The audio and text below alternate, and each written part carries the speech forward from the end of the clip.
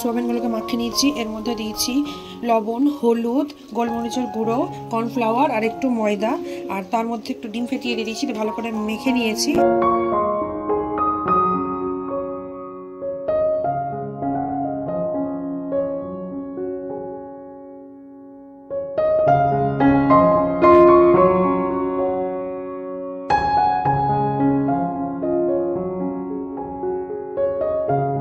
মতো লবণ দিয়ে দেবো,